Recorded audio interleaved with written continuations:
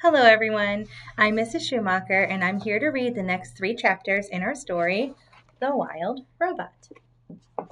Chapter 22, The New Word. A new word was spreading across the island. The word was Roz. Everyone was talking about the robot, and they wanted nothing to do with her.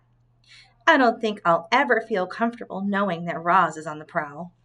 I hope Roz camouflages herself as a rock forever. Shh, there's Roz now. Let's get out of here. Oh. Roz wandered the island, covered in dirt and green growing things, and everywhere she went, she heard unfriendly words. The words would have made most creatures quite sad, but as you know, robots don't feel emotions, and in these moments, that was probably for the best. Chapter 23, The Wounded Fox. My face, my beautiful face, somebody help! Fink the fox was lying on a log, howling in pain, with a face full of long, sharp quills, when Roz appeared. Isn't there anybody else who can help? Would you like me to leave? Said the robot. No, please don't go. I'll take what I can get. What happened? I didn't think that Porcupine could see me in the bushes, but when I went for his throat, suddenly there were quills in my face. Why did you go for his throat? Why do you think? Because I was hungry. If you had not attacked the porcupine, you would not have quills in your face.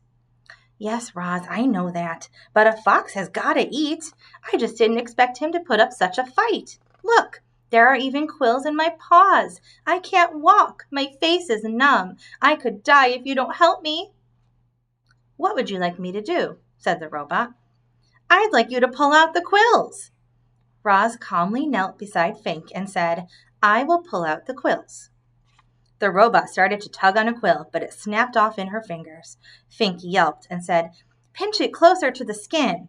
So Roz pinched the broken quill closer to the skin, and then, very slowly, she pulled it out.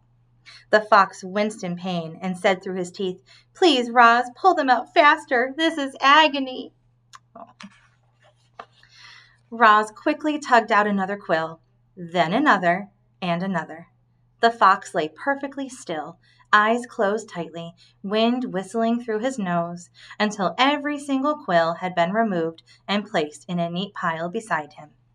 Fink struggled to his feet. Thanks, Roz. I owe you one. The fox smiled briefly and then limped away. Chapter 24, The Accident. As Roz wandered through springtime, she saw all the different ways that animals entered the world. She saw birds guarding their eggs like treasures until the chicks finally hatched.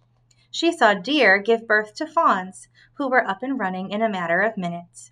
Many newborns were greeted by loving families. Some were on their own from their very first breath. And, as you're about to find out, a few poor goslings would never even get a chance to hatch.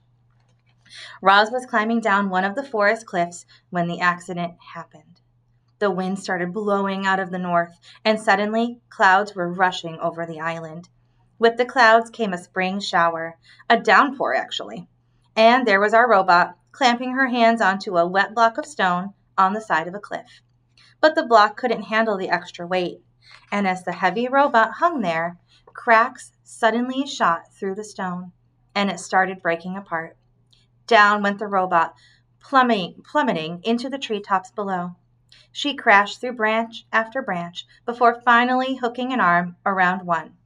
Then she dangled there, gently swinging as rocks roared past her on their way to the forest floor. When the dust settled, Roz shimmied down the tree trunk. The ground was littered with broken rocks and splintered wood and pulverized shrubs.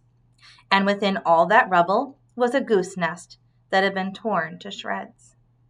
2 dead geese and 4 smashed eggs lay among the carnage. The robot stared at them with her softly glowing eyes, and something clicked deep inside her computer brain. Roz realized she had caused the deaths of an entire family of geese. Oh. All right, well, thank you for reading with me. I'm sorry to end on such a sad note. Bye.